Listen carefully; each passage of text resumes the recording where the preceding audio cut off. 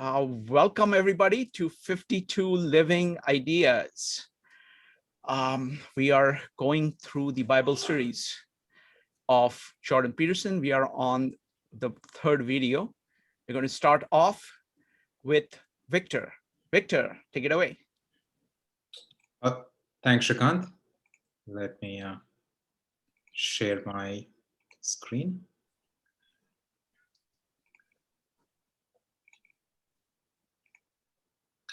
All right, you should be able to see my screen now. Yep. And okay, so just a recap. We started with Nietzsche and Jung's duel about God. When Nietzsche said, "God's gone, we have to make our own values." Jung said, "We can't make our own values because we are not in control of our emotions." And we wanted to look into the old books, and in this case, it's a Bible. We want to see if there is any value that we can grab from Bible. And in general, we postulated that all the values, they start off as behavior, and at the end, we have this explicit nature in terms of rules that we can postulate these rules. And in between, there is this dreamlike structure that we all behave socially, but yet we cannot explicitly say those rules. So this is a state where the unconscious behavior coming into consciousness. So that's how any kind of rules, any kind of knowledge that comes into existence. And we looked at old stories, and the stories are about how the experience of the world came into existence. And every culture has their own stories, and we saw the parallels between Sumerian culture, Mesopotamian culture, Abrahamic religions and culture, and at the end, the New Testament and Christ. And we saw a particular pattern across all these stories. And these stories are about experience, the world coming into existence. And the structure is, there is potential, which we can name it as chaos, and there is structure, and something intervened between them and separated structure and potential and structure. And in all of these stories, the heroes or the gods are Enlil, and we have Marduk from Mesopotamian creation story. We have Horus from Egyptian creation story. We have Yahweh from Jewish or Abrahamic stories, and we have Christ from the Christianity. All of these heroes have a pattern that they converted some chaos into some structure. And we can make this particular idea a bit personal, and we can see it from our own experience of the world. So we have ourselves, and we have our own world, and I have my own world, and you experience the world in your own way. And how did your world, or how did my world come into existence? We can differentiate between two times of our own life.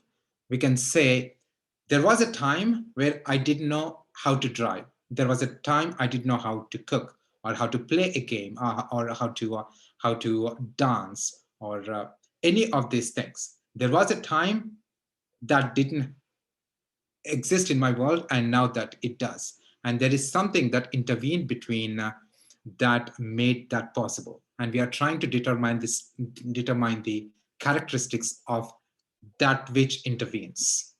And for that, last week, we focused on a particular first principle that needs to exist, that is underlying cognitive structure, which means we have a body and we have a particular consciousness that pays attention and brings our own world into existence. And on this particular topic, we tackled it from 5 different angles. And one of the angles is Immanuel Kant's refuting a particular idea. The idea is all sense data, all the data that we experience comes from sense data, saying that we just look at things and we interpret the things.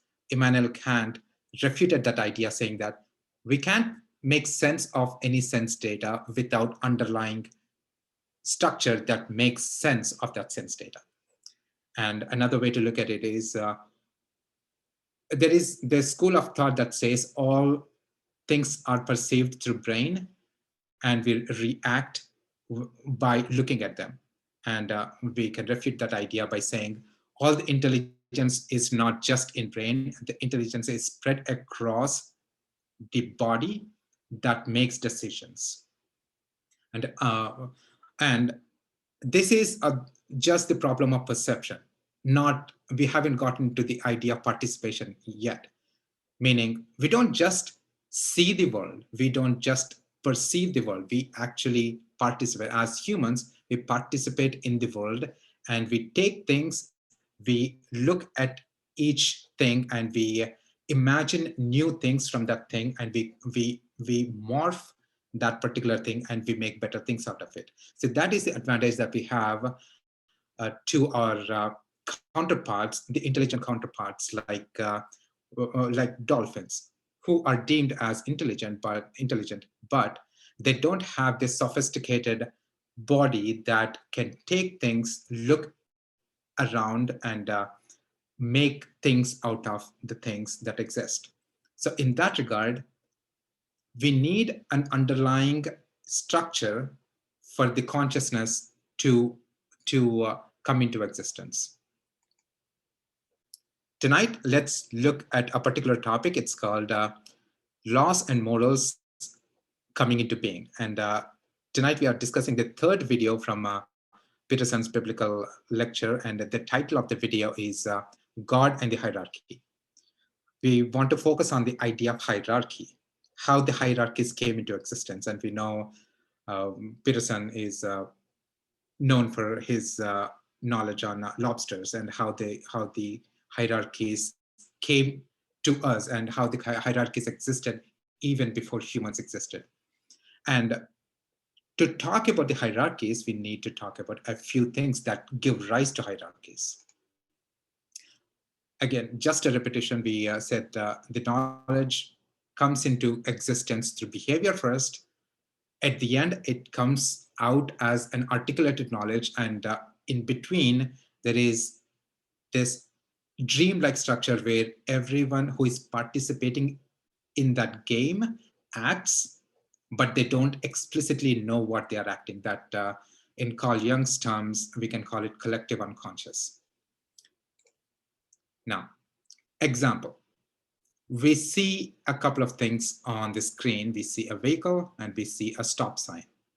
We know that vehicles existed since early 1900s. And now we have a stop sign that we all can see and we know what that means. And we all follow every day in our lives. But there was a time where the stop sign or any kind of traffic signs did not exist. However, there were vehicles. And over time, there were so many vehicles and there were problems like vehicles running into humans and vehicles running into other vehicles. And we wanted to solve this problem. And we had accidents and we do not want accidents to happen. And over time, we came up with a few ideas and we wanted everyone to stop and take a decision what vehicle has to move forward. And during the process, we stumbled across multiple ideas. And there was a point where the stop sign was yellow in color and the shape and the size were different. And over time, we developed that idea. And now we have a clear sign that explicitly states what does that particular sign, what should we do when we see that sign. And another example, similar thing with a keyboard. When the typewriter was invented, there were few different typewriters and a few different ways the letters were laid out. There was a time where we had keyboards just for right-handed people, and for left-handed people. So we went through these set of iterations, and eventually we landed on a particular structure. These are two examples.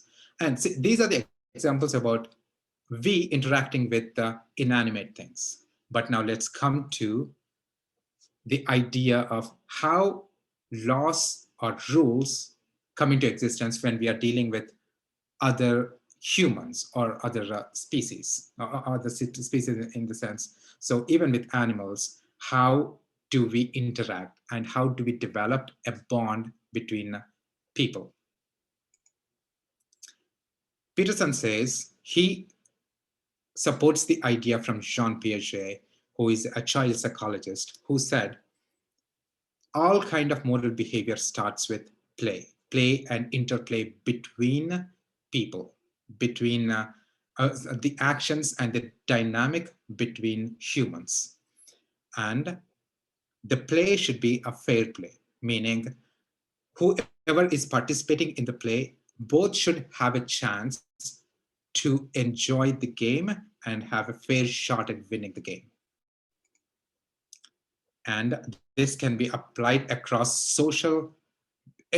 We play so many games in our lives. So we play, so we are a family member, we are working for someone, we are an employee, we are an employer, and we have friends. So at any particular point, we are so many things, and we are playing so many social games, and we have this social contract with so many people around us. So the game should have that social contract. And then we explicitly state the rules of the game that we are playing, and only then we can master the game, master the rules of the game that we are playing. And let's look a little bit into it. What do we mean by play? Before we get to humans, we have to understand that there is a play circuit in humans, not only in humans, but it is also in our animals. And this is Jaak Pansep, who discovered there is a play circuit in rats. This is important because up until recently, we as humans, we thought that the play circuit is very unique to humans. But Jaak Pansep, here, let's watch it for like 30 seconds. Memory is very important. And of course, we humans have an enormous brain, and we can think, we've got complex cognitions, and that's what the top of our brain does. But the top of our brain does not control consciousness. It does not generate consciousness. It's already built low down.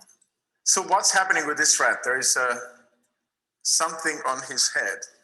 Yeah, my colleague Casey Cromwell is recording from the Seeking System, which is probably the largest emotional system.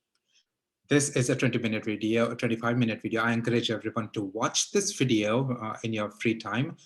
He explains how rats love to play with other rats or even with humans. So in the next video, so this is just a 1-minute video where we can see how rats enjoy getting tickled and getting played with. Researchers at kilohertz.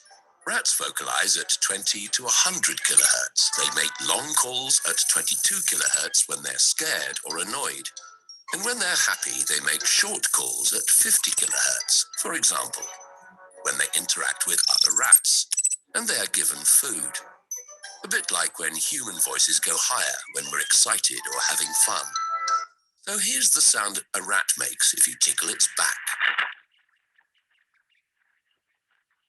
The sound has been converted to a lower frequency that we humans can hear, but the source frequency is mainly 50 kilohertz. Apparently the rat likes being tickled, not just because of the frequency of its calls, but because when the tickling stops, the rat doesn't turn away, but looks to see where the hand has gone. That particular part is really important. He says the rat enjoys the tickling so much that when the hand is gone, the rat actually looks for the hand, which means that it wants to be tickled, and there is that play nature in rats. And it's not just play, but it should be a fair play.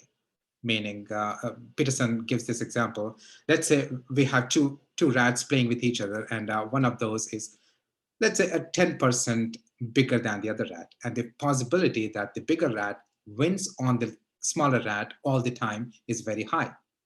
But this is not a fair play. And very soon, when the smaller rat discovers that it cannot win on the bigger rat, it doesn't even come to play, which means there is no game. And in that regard, the bigger rat actually is losing because there is no game at all. So one way Peterson says is, at least 1/3 of the times, if one of the rats can win, it is fair for them to come and play, and that is how they behave. And coming to humans, Jean Piaget, he postulated that all the rules, when we see kids playing, let's say a 4-year-old, a bunch of 4-year-olds are playing, they manifest as behavior, which means if 4-year-olds are playing together, they know how to play a game. However, when we take one of those kids out and ask what are the rules of that particular game, they won't be able to explicitly state the rules of that particular game. However, when we put that kid back in the group, they'll be able to play the game properly, which goes to say that the rules are understood by the body and by the behavior. We may not be able to say those rules explicitly.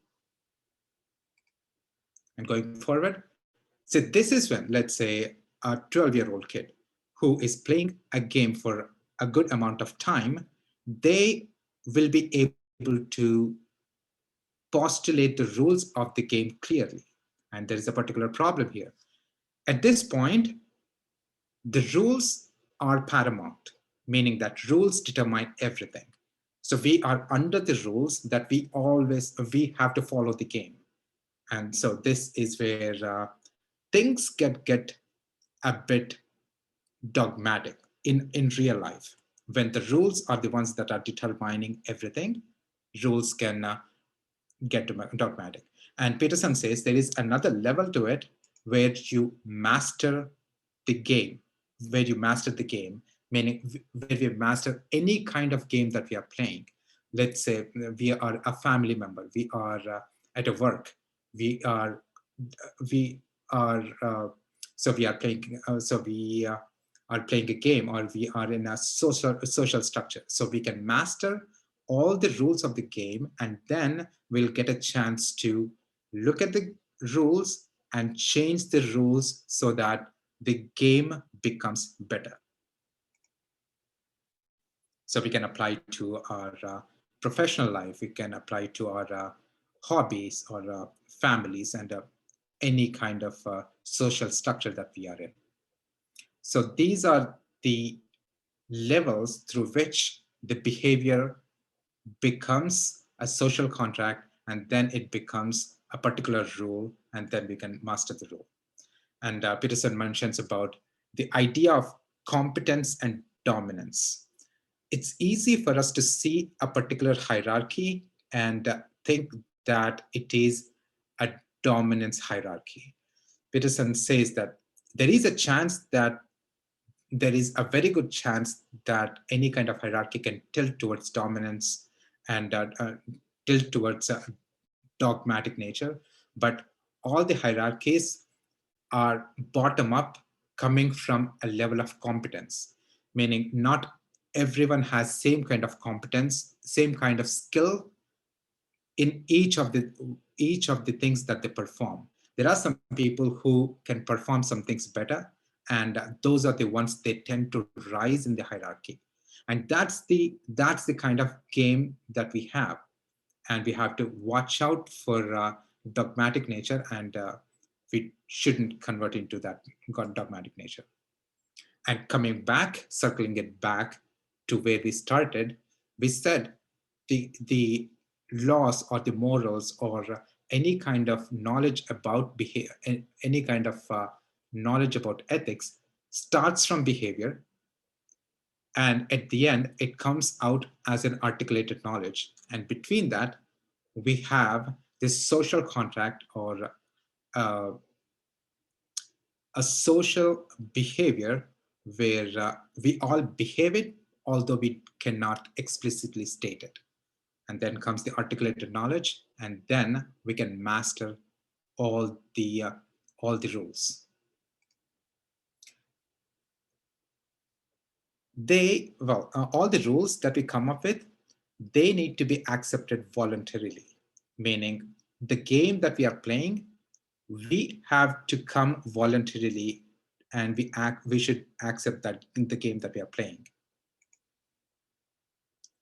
And the rules, they should be self-regulating the game itself, and if possible, the rules should make the game better, meaning if you play, and the iterability, meaning if it should be, the rules should be okay to play over and over, and they should not degenerate the game itself. And imposition by force of any of the rules will not sustain long term.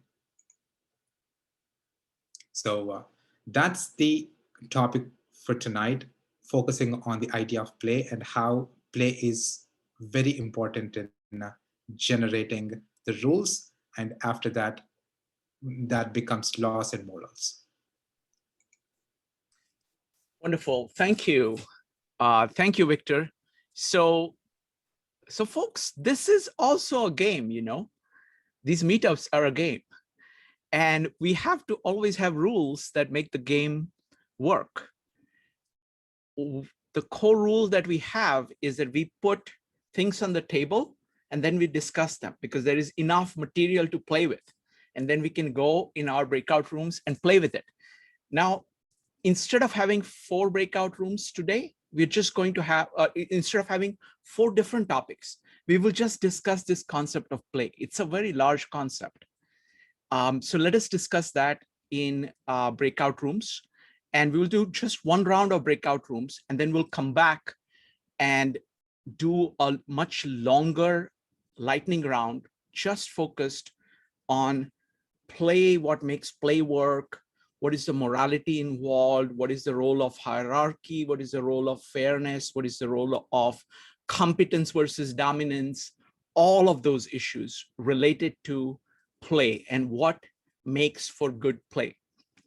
Okay, it's actually a very, very large topic. So let's explore that. We're going to have four different breakout rooms. So we're going to have the 4 moderators are Pegor, Maritza, Brian, and Victor. And you can go ahead and switch the rooms if you want. So you can just enter any room to start with, and then you can switch rooms if you want. Okay. So starting the rooms now. So Victor, if you could go to room 1, Brian, room 2, Maritza, room 3, and Pegor, room 4. Opening all the rooms now, and everybody else can go to whichever room that they want. Okay. And again, the rules in the breakout rooms are always keep on topic, be brief, be courteous, encourage others to speak, don't hog all the time. And that's what, you know, facilitators are going, that's the way to play this game in the breakout room. So we'll start with that. Welcome back, folks. Welcome back. All right. So this is a fascinating topic. So now it's the time to bring up the best questions that you have about play, morality, relationship between that and competence, hierarchies, any questions. That's the biggest questions that are on your mind. And then we'll do a lightning round. All right, go ahead and type exclamation mark if you'd like to raise the biggest question that you have. Joe. Yeah, so the question I had is it's kind of twofold. It's when do you know to change the rules of the game? And do you change, is the reason you change the rules of the game based on needs? Specifically something like Maslow's hierarchy, so that there's such a need and there's an impulse to actually, you know, that there's a catalyst. That's the catalyst for change. So Wonderful. So when do you change rules, and what's the basis for that change? Is it Right. needs? yes, Okay. as it needs. Yeah. Very good. Next up, Kevin. Kevin, what's your question? Yes, thank you. My question is regarding to the hierarchy itself. Mhm.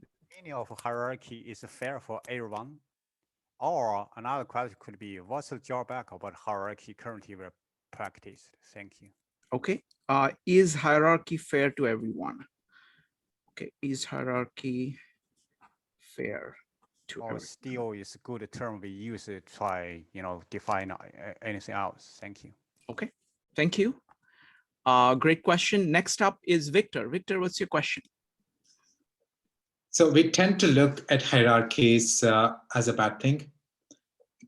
Assuming that that is the case, is it because the hierarchies that we see right now are already degenerated and we take the last part and we see the hierarchies as the bad thing?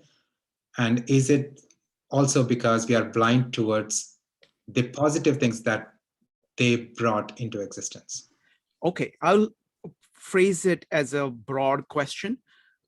What is good about hierarchies and what is bad? And when do they become bad, and what's so good and bad about hierarchies? And then that'll be more open-ended, so people will comment whatever they have, what is good and bad about hierarchies. And then that will be very well integrated with Kevin's question also. Okay, excellent. Next up is Larry. Larry, what's your question? You need to unmute yourself. In early days, was play more concentrated because you were needed for survival, you were needed for hunting. So the whole idea that play was more, it had more meaning in it.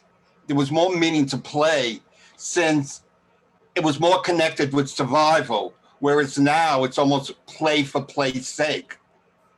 Beautiful. Okay, so has the meaning of play changed across history? Time. Excellent. And I guess that's the same thing. Thank you. Next up is Joe, followed by Brian. Joe. Do dogmatic rules, or does dogma ultimately result in authoritarianism? Okay. Does dogma lead to authoritarianism? Excellent. Next up is Brian. There was an excellent discussion in our group around, for quite a long time, around the question of the relationship between informal norms and more formal rules and laws. Beautiful. So what is the relationship between norms, which are implicit, and rules, which are explicit? Okay. Abraham. Yes. My question is, a lot of times the rules don't change, so I'm trying to figure how to, because of fear of dogma or the hierarchy, the backlash of you speaking up. So that's why rules don't change. So, what should my question be? How much fear play a part in us living under the dogma of rules? Wonderful. So what is the role of fear in perpetuating bad hierarchies? Okay, excellent. All right, so this is fantastic set of questions. So let's see where to begin. So there is hierarchies, good and bad hierarchies. Are hierarchies fair to everyone? Are bad hierarchies held together by fear? Let's see, Pegor. Okay, Pegor, thank you so much. Really appreciate that. So then we are talking about,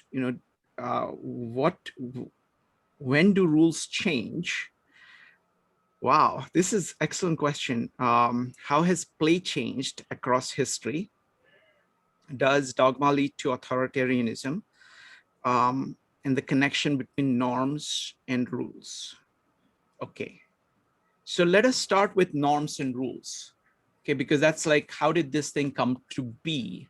And then we will talk about the explicit hierarchy and rules themselves. And then we will take some other kind of applications of it. So here is the question that Jeff raised.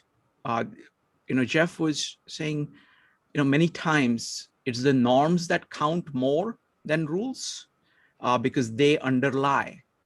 They are kind of the implicit basis, habitual basis of what is possible. So the question is, what is the connection between norms or habits, habitual way of acting of a culture, and the rules of that culture and the hierarchy and hierarchical structure that the culture has? If you'd like to answer that connection between norms and rules, go ahead and type exclamation mark.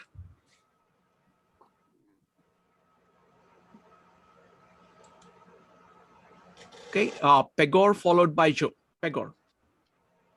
Yeah, I would say that norms are rules, but they're rules that the consequence of violating them aren't as serious. So like a murder is like a law, like you can't murder, and the consequence of violating that is jail. But let's say you have a norm where you, like for example in Germany or in Japan, there's like the norm of being punctual, very punctual on time. The cost or the consequence of violating that norm isn't that you go to jail. It's just that you lose a bit of social credit, let's say, to use the Chinese term. And so there's a variation in the degree of severity, I think. I think rules are more to do with state and governance, and norms are more with like social fabric kind of stuff.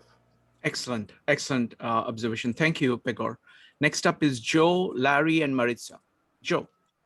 Yeah, I mean, I was actually going to say it was based on consequence as well.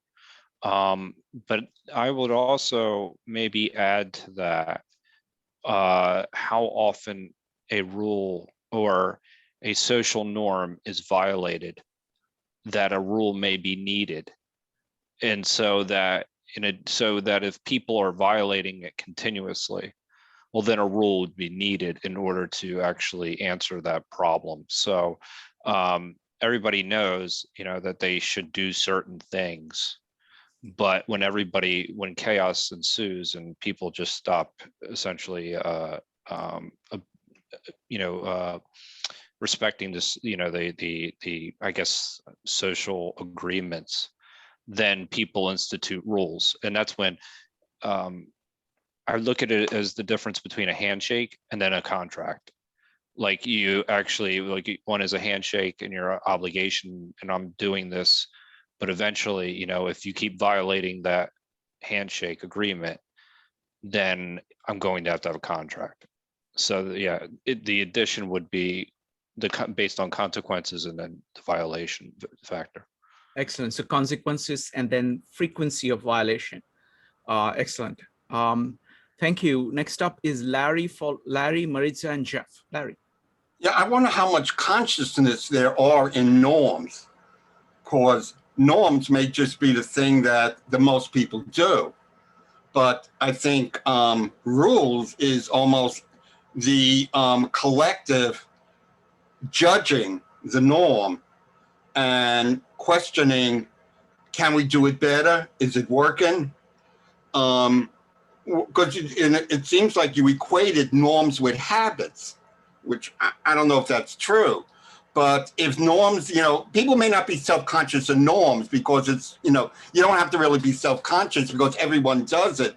But then it's almost like God is setting the rules because, you say it's good, but maybe it's not good because you're so used to doing it that there's no eye over the pyramid, I think is what, to really view it.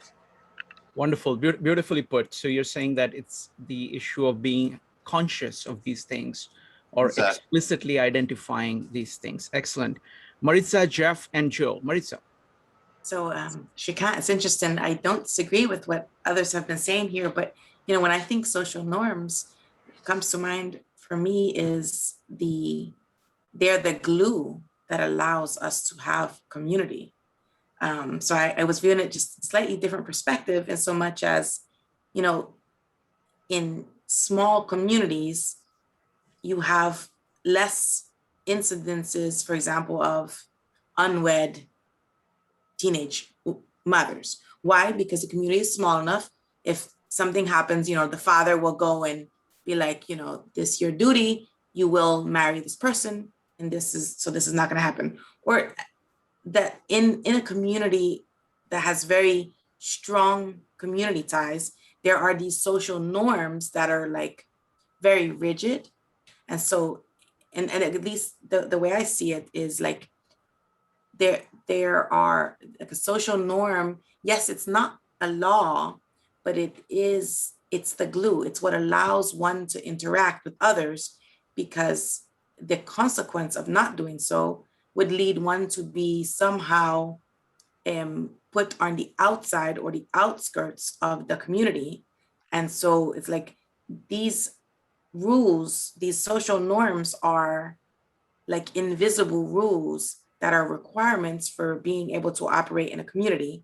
But you can upscale it too, because there are social norms within the circle of, if you're a softball player, there are the rules of softball, but then there's the sportsmanship things that are not rules, that are just like, they're the invisible glue that allows you to participate in this group. If you don't, if you don't conform to those, they're not going to want you in that group. So I think that answers the question. That's the way I would view it. Yeah, no, this is excellent. I mean, what is happening is something really magnificent, because each of you are just kind of filling out actually the question. So let me try to put it. I mean, one of the key things is to see that in a small group of people, norms actually do very well.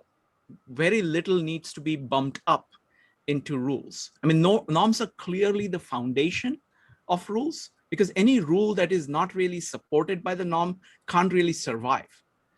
It's like a foreign thing put in something, and that is obvious whenever one culture tries to do that for another. So norms are there.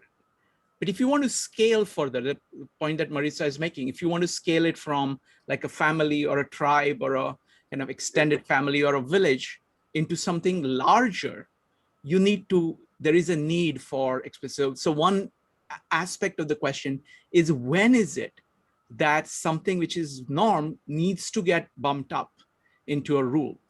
That needs to be explicit, that needs to be argued for, that needs to be, everybody kind of explicitly identifies that. So things like, and one of the part would be the consequences of saying, the consequence of murder is so much that can't remain as a norm in the large society. Or frequency of violation would be another one. So another kind of side question here is, the structure looks like the norm is the foundation, and then rules are only some of them get bumped up. So what is it that, when is it that rules are critically necessary? Because rules make possible a structure of operation in a much larger society. But if you put too many rules, then that might actually kill the ability of people to do things. So rules cannot be multiplied beyond a certain level. So there is that thing too. So, all right. So let me go ahead and get other people in here. Next up is Jeff, Joe, Abraham, Dave, and Jennifer. Jeff. So thank you for that, Shrikant, and thank you for each of you who have, I think, spoken to different facets of this. I think that it's possible that the most correct orientation to norms and rules is that they have a both and relationship, rather than even potentially a linear relationship where one of them comes first. You could argue that, the American Revolution was people saying to the king, your rules don't fit with our values. Your rules don't fit with our norms. And so we're going to stop with your rules. And I think that there are many debates in our world today where people are looking at rules and saying, my norms are different from those rules. And so they're challenging those rules. And then there are other cases where we've not been able to write a rule for every single bit of behavior, even behavior that might be really important. And then folks, sort of act according to their norms, and we don't really know what to do with it because we don't have rules for somebody breaking those particular norms. So it goes both ways here. And so there's some sort of a symbiotic relationship between these two things. But I do know, and I'll finish with this, that as Peter Drucker famously said, culture eats strategy for breakfast, and that the process of hiring the people who are a right fit for any endeavor is the rules are much more easily identified than the norms, and in the long run, it's often the norms that make or break the success of the endeavor. Wonderful. Excellent, Jeff. That was fantastic. All right. I'm going to give chance for people who have not spoken first, and then we will do the seconds. So it's going to be Abraham, Dave, Jennifer, Pegor, and Brian, followed by Joe and Larry. So next up is Abraham. Yes, I most definitely was looking at this through the wrong window. I was looking at the norms as being culture. So when we're born into a culture, we may not know the rules, but it's what we see and what we do every day that form how we act and perform. We may not know the specific rules, but we know how everyone around us behave. So that's what we do. Now, I think when there's a fracture in the norm and it breaks something larger, then that's when we're shown the rule. So when you do something that's out of the norm and it fractures something and it gets bigger or whatever, and it disrupts society, then that's when they show you what the rule is. I was looking at it as if rules were already there and it was constructs that were guiding our life, not that we needed more rules to structure, give us more structure, is that it was already there. So that's why I was looking at it kind of the other way around.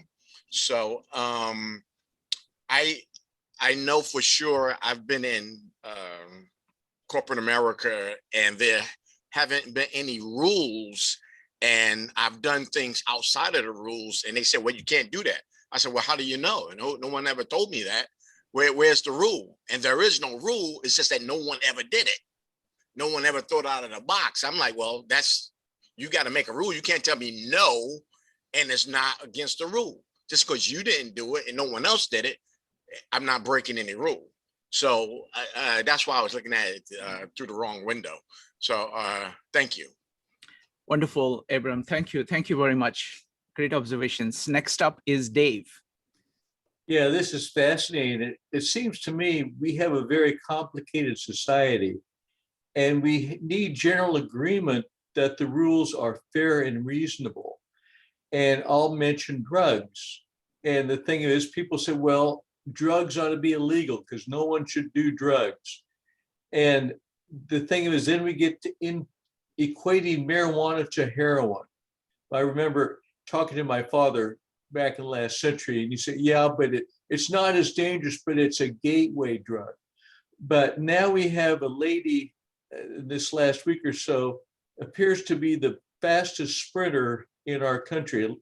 And they're saying, well, she had a trace of marijuana in her blood, therefore she can't go to the Olympics. And people say, whoa, whoa, whoa. So it's a problem when we have generalities in very complicated situations. But thanks for great discussion tonight. Thank you, Dave. Next up is Jennifer, Pegor, and Brian. Jennifer.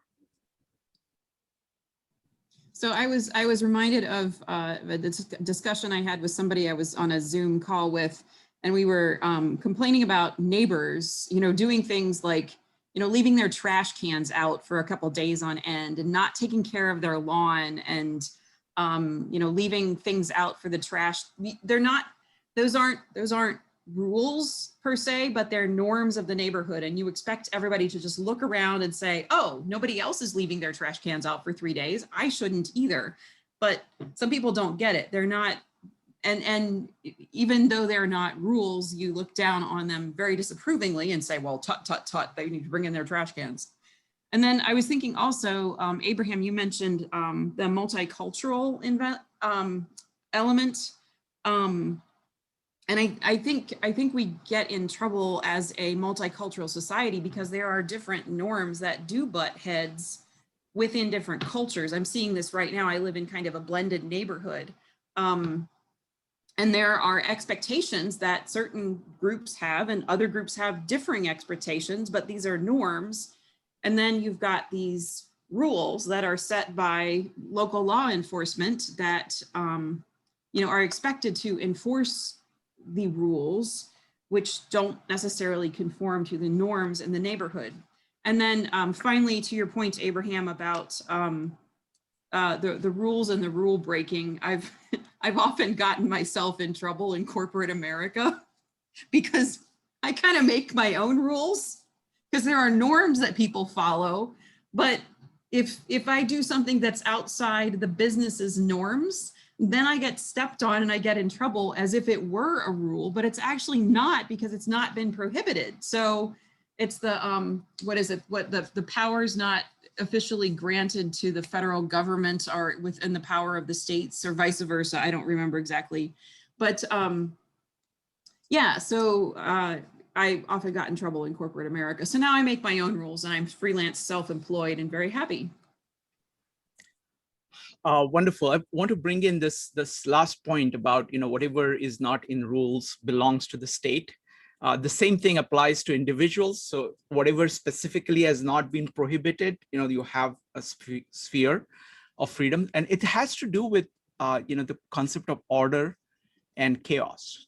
It has an order and potential because rules have to be such that they leave room for individual initiative, individual seeing potential and acting.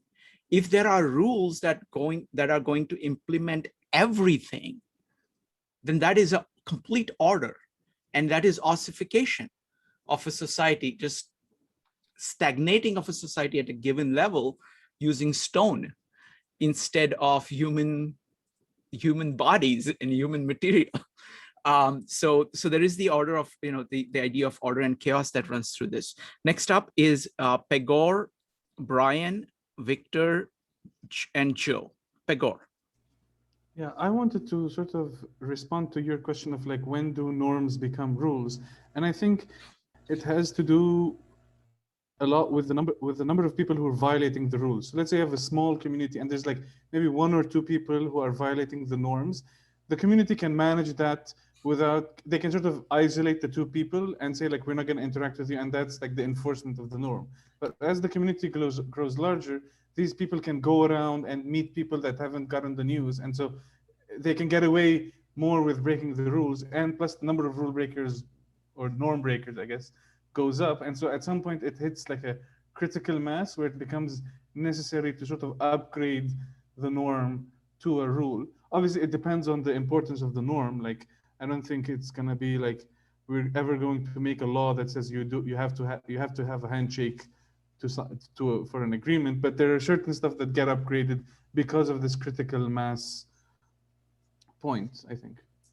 Excellent. The other point that was implicit in many things that Abraham said and Jennifer said is that there are norms, and norms are not necessarily monolithic. So there's not like norms of an entire group. There are actually subgroups within it. Individuals have their own norms, because norms are norms are to a society or a group what habits are to an individual. So each person and each subgroup has its own norms. So there is a lot of interaction of norms going on.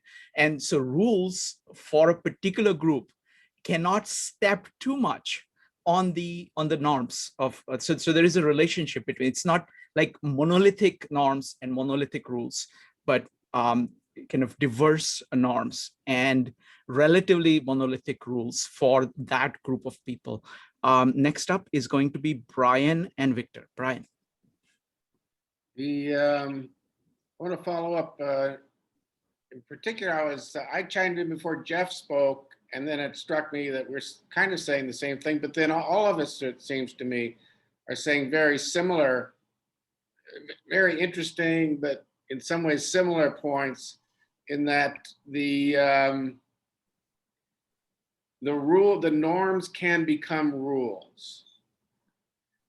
And the norms are and now to focus on changes in norms can become changes in rules. And this is different from, just to flag it, is different from the model that was explicitly stated by Jordan Peterson, who says that you first you play and then you engage in fair play, then you can articulate the rules. Once you've mastered the rules, you can change them. That's the master of the rules, the top of the hierarchy. I think a lot of the changes in rules come from the bottom. It come from the new people who are entering the game, the young people, and also the different changes in environment and technology that lead to changes in norms. And that can be a way of that the rules are changed. And if you want to stay at the top of the hierarchy, you need to be open and sensitive to that kind of change of rule. So really, that's what I had. No, excellent point. There is bottom up, and I don't think like people see Piaget is the guy who actually has formulated this the best, and Jordan Peterson is using most of Piaget's ideas here of play, and it's definitely kind of bottom up. Like, you know, you're trying, and it kind of goes at a higher level and kind of crystallizes more at a higher level, but that bottom up force is the one that keeps it alive and working. Next up is Victor, Joe, and Larry. Victor. Actually, exactly the point Brian was trying to make. I wanted to relate it to the thing that we discussed. All rules and all laws or everything comes bottom up. It shows up in the behavior first, and then it becomes a collective conscious, meaning, collective unconscious, meaning we all perform it, although we don't explicitly state it. And a norm is, in a way, on its way to become a rule. So a rule is, by definition, that we explicitly state it. A norm is something that we behave, but not completely explicitly stated. But yeah, great point, Brian. Excellent. Next up is Joe, followed by Larry. Joe. Yeah, I'm going to be very quick because everybody's made such great points that I think, you know, one thing that I had remembered was really quickly, just to build on what Brian and Victor had just said, forgive me, that the idea of like slavery, when it was no longer seen as a social norm, it became a rule to not have it anymore. So that would be the inverse, where a social norm actually changed the rule, as an example. But coming back to what we were talking about a little bit earlier, that I think both Maritza, Jeff, and even and Bakur and yourself have all touched on, is the idea of order and chaos and how that actually plays into this process. Is that you can have certain, it's a matter of scale ultimately, because I had read one, and I don't trust the statistic at all, but it was Jared Diamond wrote what we can learn from traditional societies. And it was something like after 60,000 people or something along those lines, it was something like that you can't have restorative justice anymore, that you need a more punitive justice or a different form of justice. Because the reason why was that you hit a critical mass and it became chaos. Like there was no order, the order was being lost. So I think there's a direct relationship between order and chaos, in the sense that once you hit that critical mass of chaos, well, then that's when you have to have a rule. And I think the same thing holds true with what Jeff was saying about strategy and culture. A strategy is an approach that is a repeatable approach, but culture, they can come up with their own rules. But once you get to the size of an organization that's too big, you have to have a strategy that has a set of rules in it in order to govern over the organization itself. And that's just a matter of scale. So I think that's what I'm trying to get to here. Everything here is a matter of scale as well, in addition to the inverse of norms can reverse rules. Excellent point. I think the scale point is fantastic. Maritza also brought it up. You can see it at a small level, and there is, and you can see it kind of across civilization. With cities, that's when you start to have explicit rules. In tribes, they don't need explicit rules. Norms are good. And if you scale it up, from like city states into like a global economy, more explicit rules are needed. So that's great. Next up is Kevin. Kevin, go ahead. Yes, that's right. The time step in, I guess, follow Joe, it's a reversible rule. For example, let's see community or tribe. One example is residential school. It's 100, 200 years ago, right? They change the rule, change the tribal rule. So their norm becomes the rules. Rules not made by them, but someone else. So that's got we think about what's the order chaos. Is order include norm and rules? Who going to define that's chaos? For them, that's chaos. However, for our modern society, we make them educated. That's the order. That's the rules. Thank you. Thank you. So let's go to the next. Larry, if you have a very quick comment, go ahead. If I could do it quick. The norm is never self-conscious about itself. And I'm looking at the whole thing of critical race theory. And the reason it's so contentious now is that the people who support critical race theory want to put a mirror that the norm has to look at itself. See, the norm doesn't want to be, the norm wants to look at others. But I think the hardest thing is that, you turn, the whole subject-object thing becomes reversed. I don't know if I could say this quick, but then, people, the whole concept of like even gay, anything that, the norm is encapsulated in itself. And when it doesn't have room to include the other, because it's so insular in itself, that's when it's almost the unknown unknowable is what he talks about. It's like we're confronted by it and we're in a state of shock when he uses that motion. Wonderful, thank you. All right, let's go to the next cluster of topics. By the way, this was fantastic observations, fantastic discussion on norms and rules. Next one is about kind of the structure. I'm going to take a bunch of questions together. And the structure of hierarchy. When is hierarchy good? When is it bad? When does change happen to hierarchy? What does fear keep a bad hierarchy in place? So I'm kind of equating hierarchy and rules You can look at it together, or you can look at it separately if you want.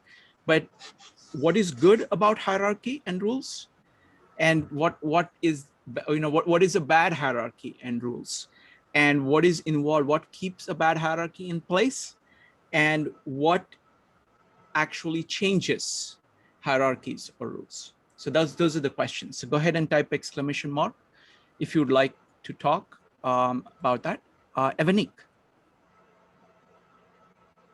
So I think what constitutes a good hierarchy is a hierarchy that really cares about its people. It's kind of like, I'm going to put a little bit of Tao Te Ching on it. And that where it talks about leadership, and it talks about leadership that allows the people to basically be on their own.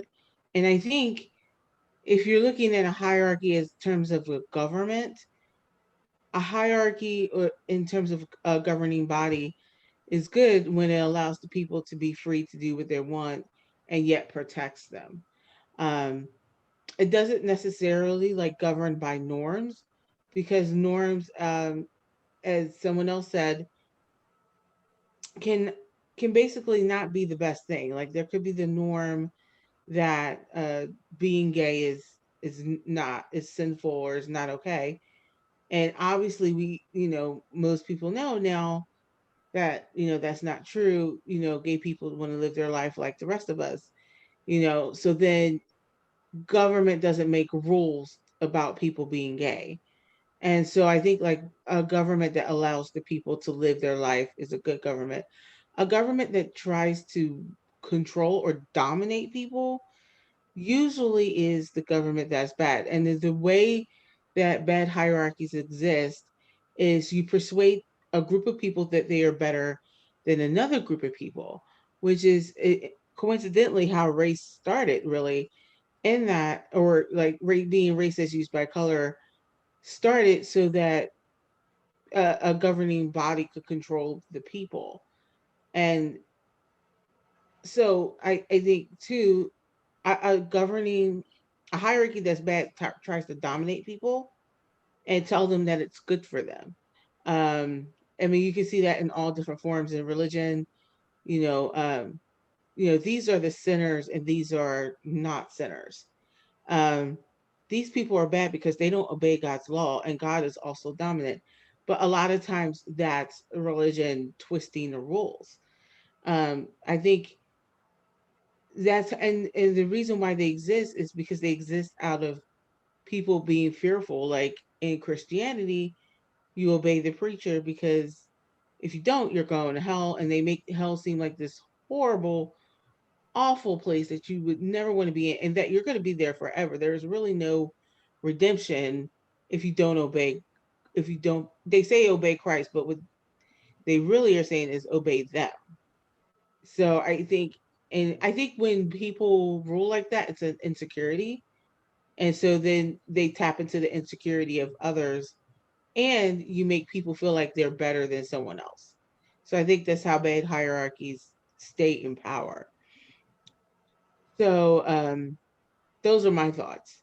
Wonderful. I'll stop there. Evanik, that was fantastic. And I liked the way you started with saying, the basic principle is the Tao Te Ching principle of saying, follow the people, or, just lead by following people, understand what people need and how they operate, and basically structure rules that just enable that to go on. Instead of imposing something on a living thing, you're trying to understand how the living thing is and how it naturally moves, and come up with kind of structures for that. Thank you. Next up is Dave, Joe, and Kevin. Dave. Yeah, and when we think about hierarchies, I think a lot of times we think about a corporate structure. And what happens often, an entrepreneur will come up with an idea. Boy, this is a killer idea. We're going to make millions. But as the company grows, it takes different skills to run the company on a day-to-day basis. I think the most famous example is Apple Computer and Steve Jobs, who was Mr. Apple. And after a few years, he was thrown out of the company. And later he came back, but it just stresses that, especially because a company evolves and matures and different skills are needed at different times. Thanks. Thank you, Dave. Next up is Joe, followed by Kevin. Joe. Yeah, I mean, I think Evan's point was actually fantastic with the linking it to the Tao Te Ching. I mean, that was that's a really, really good point. I think an important part of understanding when hierarchies are bad, I think when they become more about power than they do about what the objective is that they were there, put there in the first place. And they become separated from the what their mission was. And you can attribute this to a government, or you can attribute it to a corporation. So this idea that, because once you become addicted to that power, the idea of control, your rules become dogmatic. They can't be violated. And that's when you start to you become rigid and actually saying that this is how that's the way things be, versus the idea of, if your objective is to service a people, and say when you start a company initially, it's you're providing a service to someone that someone else isn't, or if you're a government that's in place, you're providing order to where there's chaos, but the order is to service the people. But whenever you become devoid from that object, or separated from that object, then, and you become more about the control, then your rules actually become dogma and become they become these hierarchies become oppressive. Like even a company would suppress another idea if it thought that it would impact their market share, or a government would suppress another party or another way of thinking if they thought it would threaten their power structure. So then the rules become dogma, like we have to follow only this way, and you've forgotten why you were doing it in the first place. So, and that's why I ideally doing through nature and understanding the needs of people is the optimal way to actually be able to govern a society. I know that's a little hard, but. Excellent points. And I want to just follow up on what Dave said about company getting larger. This is the same issue of kind of norms and rules. Generally, the core group of people that are there in the beginning have a certain norms that are taken for granted, and they build on that. And the company is actually sustained by those norms. Many times those are implicit. As it expands, more and more people come in, and there isn't enough time. Things are going too fast. There isn't enough time to make those norms universal or understood. So the company as a whole starts to go away from that. And then it kind of morphs into something else, and it loses its soul in some ways, many times. And that kind of core kind of creativity is gone. Those people actually are kicked out or they leave. It is very large now, but it is riding on something that created it, but it has a very different nature. So it's a very interesting dance, and it has all to do with scale. Scale is a very crucial thing. Thank you. Next up is Kevin, followed by Abraham. Kevin. Yeah, I like you start actually structural hierarchy, and I would say learn hierarchy from nature. For example, tree will have a root, trunk, branch, leaf, and flower. That's how they judge it good. If a good part is it's a structure based. Whatever is set there is we need it. And it's not cosmetic. And also it's a function need and offer the services. The services people need or the nature needs, society need. Then with a good governor, it's not just make own benefit. That's the opposite for sure is bad. And then the hierarchy, if we stay on the top, that's going to make that's why people hate politics. I would say the benefit, stay the own interest over the people's value. That's If people stay on the bottom side, it's like a rat wheel. We're going to keep play one day. We're going to stop. I drop the gun. I don't want to play. I quit. So that's conclusions about the nature over the nurture. Thank you. Thank you, Kevin. Thank you. I actually have a lot of things to say about this, so I'll say very quickly. I mean, one of the great principles here is form follows function, because forms are the rules. They have to follow the function. If they don't follow the function, they're not going to work. They're going to become oppressive. So another way of, good hierarchies and bad hierarchies, good hierarchies are when form follows function. When bad hierarchies are when form is actually kind of oppressing and constricting the function. Another way of looking at it is the traditional Western system of government, which is monarchy. Up until the founding fathers, monarchy is a top-down system. The king says so, and everything else kind of follows it. Founding fathers turned it on its head. It's individual, and it's a declaration of independence, of saying that's where the value is, and governments are created in order for the pursuit of happiness of individuals. So that is the justification for the structure. And so it's a bottom-up structure that leaves freedom at the bottom to keep changing things. And the entire structure of the government itself is structured so that pushback from bottom-up things through elections at local level, state level, federal level at different times, keep this hierarchy in check. So it's all about devising this structure, but the prime movers are always the people. Whereas monarchy, the traditional system, is exactly opposite. The prime mover is the person at the top, doing everything to others.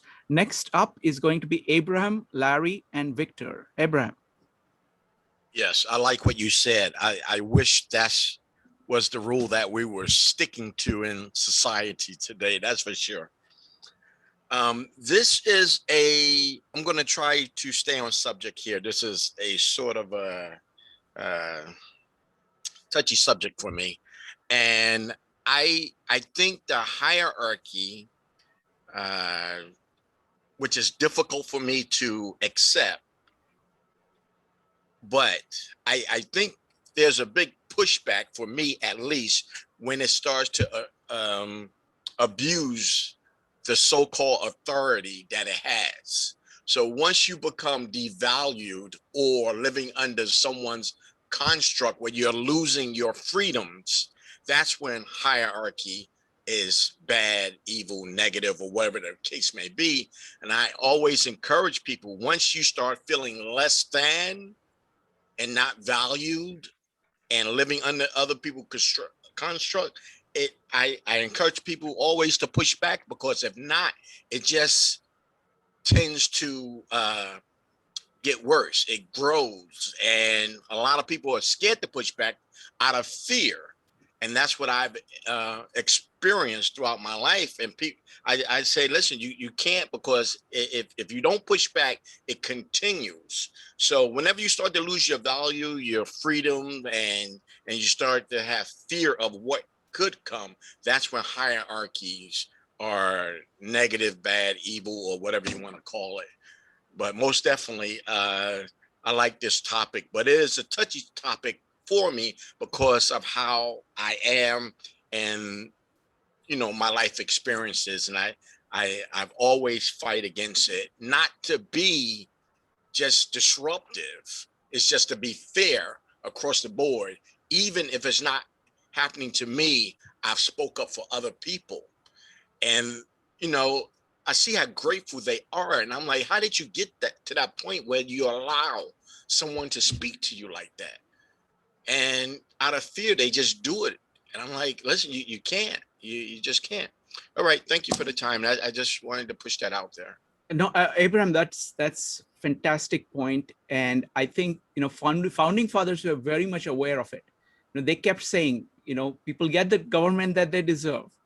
That if you, like liberty, it's liberty if you can keep it. because it is not something that all these structures are not something that you can just have for no cost. You really need to push in order to keep the structure good.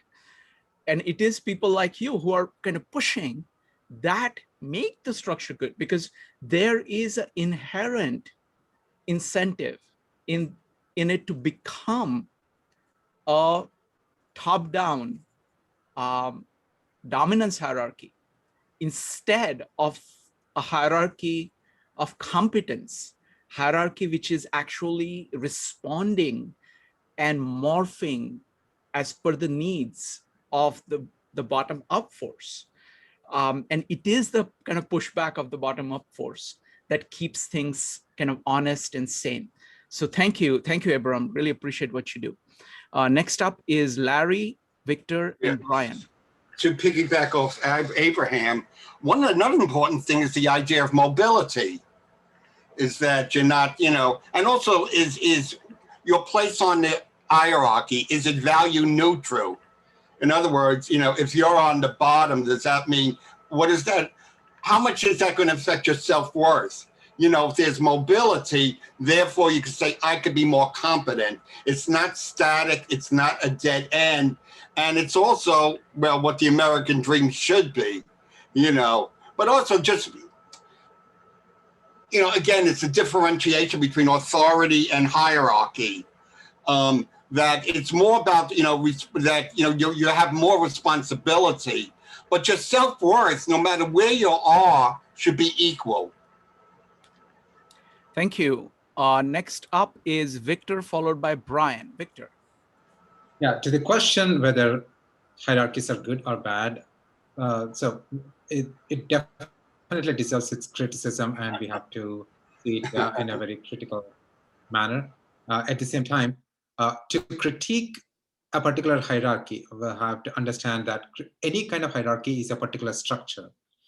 And to critique it properly, we'll have to see the alternative and see what was behind when that particular hierarchy came into existence. And usually it's chaos, meaning there was no structure at all, and the alternative is complete chaos. So in that regard, in that particular time, a particular kind of structure was needed for something to survive. So it starts off as that, but it degenerates. And when we criticize it, we criticize the degenerated nature of that hierarchy. We definitely should do that. And a good balance is the way Egyptians did it. So when they had the pyramids and when they had the idea of hierarchy, at the top of it, what they put is the idea of attention, not to any particular individual. So in that regard, it's a good balance is to have attention at the top, and then at the same time, it's not completely bad to have some kind of structure to what the alternative is, a complete chaos. Victor, thank you for bringing up that point. That's a huge point, because we owe a lot to hierarchies. Because that's the point that Jordan Peterson makes. Do not lightly. What was the rule number 1? Does anybody remember it verbatim? Do not carelessly denigrate social institutions and creative work. Right. So it's the first part of that there is a function for hierarchies, and it is critical. And there are lots of hierarchies that are actually making our lives possible. We are here talking like this. What is making it possible? There's just so many hierarchies that are making it possible. Okay, it is hierarchies of the scientific thought, of the technology, of the way in which these buildings are built, the peace and the law and order that we have, so we can peacefully be focused on talking, the economic systems that we have that make this leisure, taking the time out to do this possible. I mean, there's just so much that we count on. So there is, and all of that is structure, and that has been built over a long period of time. So while, as you know, I think Victoria is absolutely right, that while we try to correct everything that we see wrong, we have to at the same time revere and respect what has been done. And I think the critical point is the term that Victor used of degeneration, because many times even the greatest things that are produced, and this is the story of Osiris, you know, you build the greatest kingdom, but if you do not have attention, if you're not watchful, it will deteriorate. It will fall into wrong hands. They will try to do something, like Seth will come along. And so you need to, you know, you need to come back and challenge that and do that. But the and again, in that Horus story, the, you know, the idea that Horus defeats Seth, but then goes back and gets Osiris to rule and gives one of his eyes to him. It's kind of shows the importance of both hierarchy that is making a scale of living possible, which is impossible without hierarchy, and the element of attention. You know, founding fathers called it the eternal vigilance. You need eternal vigilance. You can't keep anything without that. So thank you very much, Victor. Great point. Brian. Yeah, I would just, as a preliminary point, I would echo that in my own career. It's very useful, but it's proper, I think, to express gratitude for the organizations in which you operate. I was able to do so many things that I could never have done on my own, and that's true of my children. And I just see that in so many ways. Often we take advantage of the air we breathe, the sun that shines, all these things that make life great. The other point I had was trying to draw an analogy between, or to raise two issues that I think have been addressed implicitly here: playing games and hierarchies.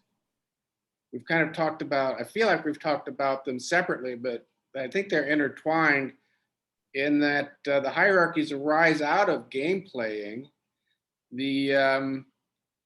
but it's playing a specific game, like, but making money or making computers, or you can conceive of the game your own way, or it could be promoting the welfare of children. It could be so many different games. And that would be the winner is the one who promotes children best, or makes the most money, or makes the best computers. There's a lot of flexibility in what is winning in these games. And then a lot of this behaviors and rules and norms are driven off of that. But the thing that struck me, and what I felt different people were saying in different ways, is that we all play different games simultaneously. And each game has a hierarchy. So we play the family game, and that family game has different goals. At the same time, we're playing the company game. And then we have a community game and a church game, and all of these different really aspirations and drives we might have tend to be embodied, or can be understood as playing games within hierarchies. And so what I hear a lot of people talking about is just balancing the priorities amongst these hierarchies and the games that we're playing.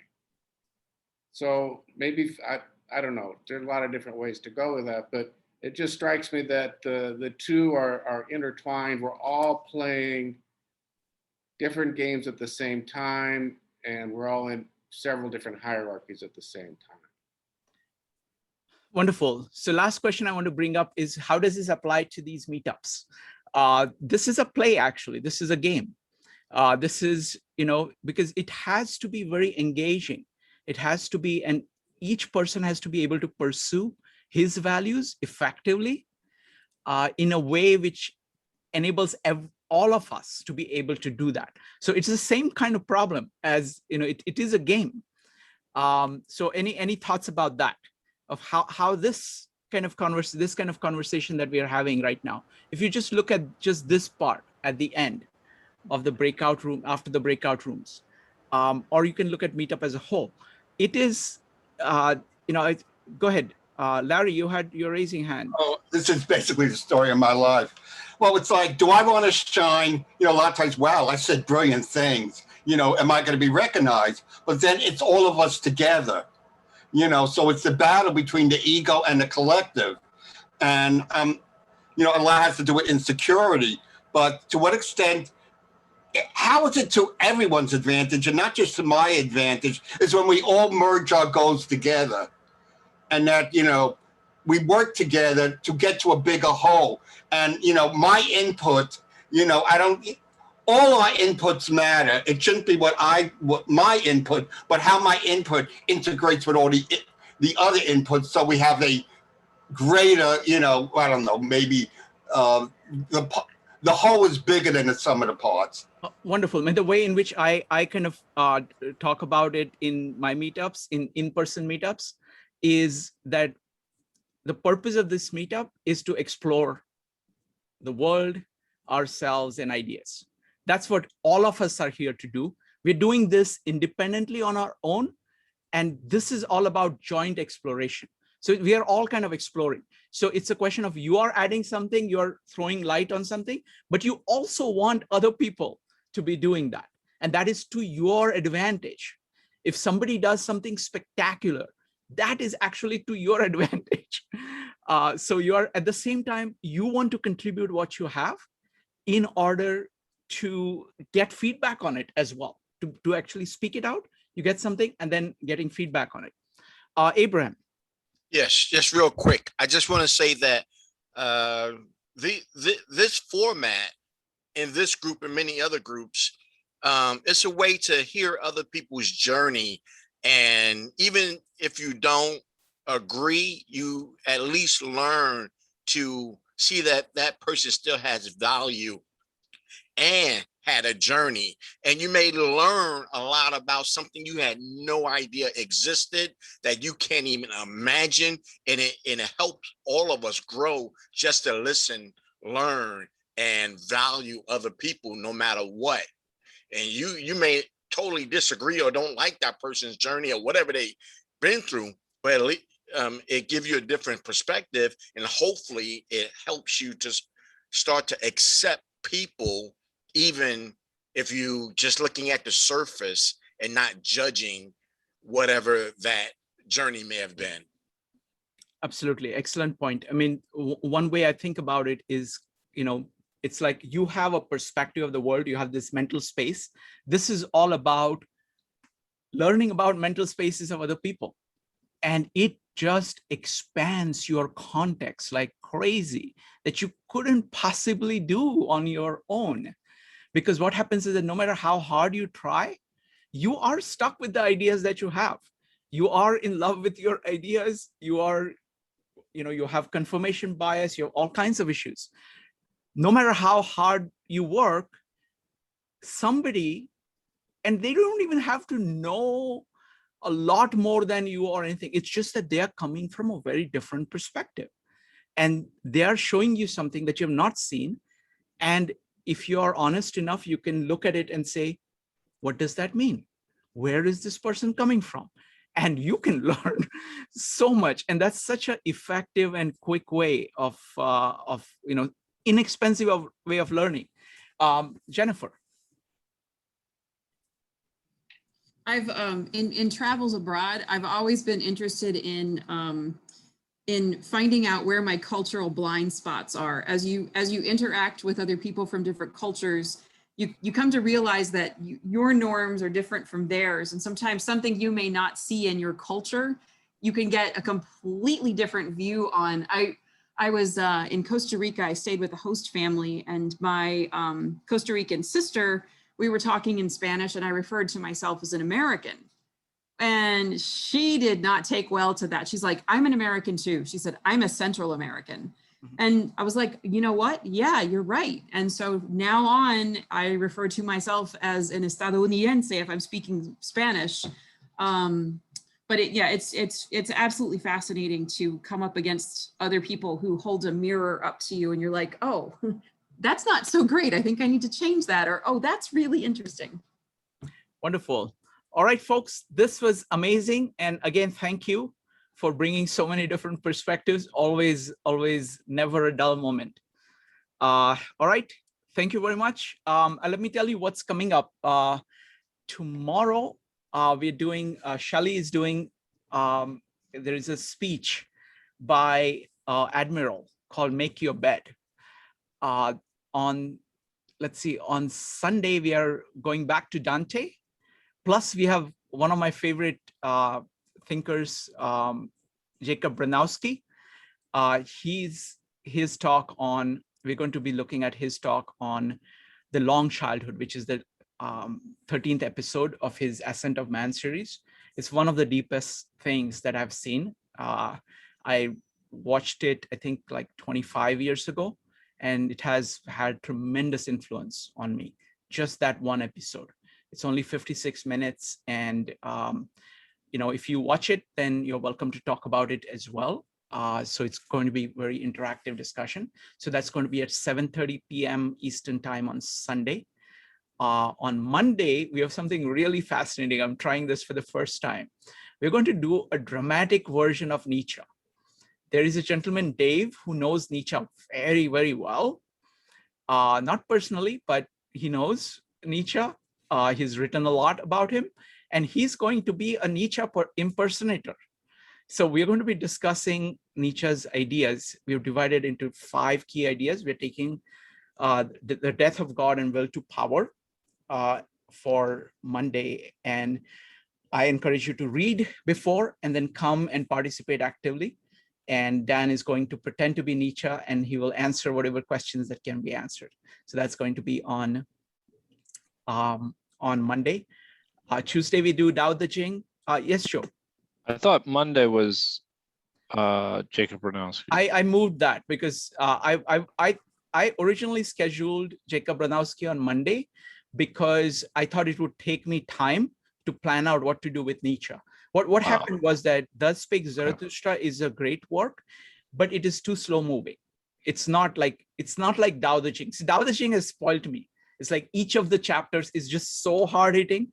I was expecting that from Zarathustra and didn't quite do the punch. So I cheated, and I've started working with Dan, who knows Nietzsche very well. We've identified 5 key ideas. These are kind of, most people would agree that these are, at least most people would agree with 4 out of 5 of these, and they might have one idea here and there.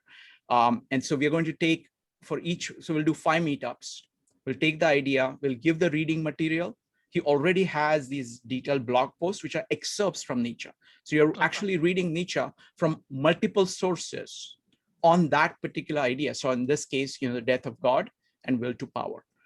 So it's a very quick read, maybe 25, 30 minutes. You read, you think about it, and you come. We do discussion, and then people can ask questions, and he will answer. He will be Nietzsche, and he will answer some of the questions. It'll be a general discussion plus him chiming in. I don't know exactly how it will work. I've never done a dramatic one. He's promised to dance, promised to dress up as Nietzsche. And I also will remind him that he said that Nietzsche would like hip hop and jazz. So I will get that integrated with it if I can. I don't know how good a musician he is, but we'll find out. So that's on this one. And then on Wednesday, my friend CJ is going to be back. So his presentations are always amazing. So that's what is coming up. And Thursday we'll be back to Jordan Peterson. All right, folks. Thank you very much. See you folks soon. Bye. Right. Bye. Good night. Good night.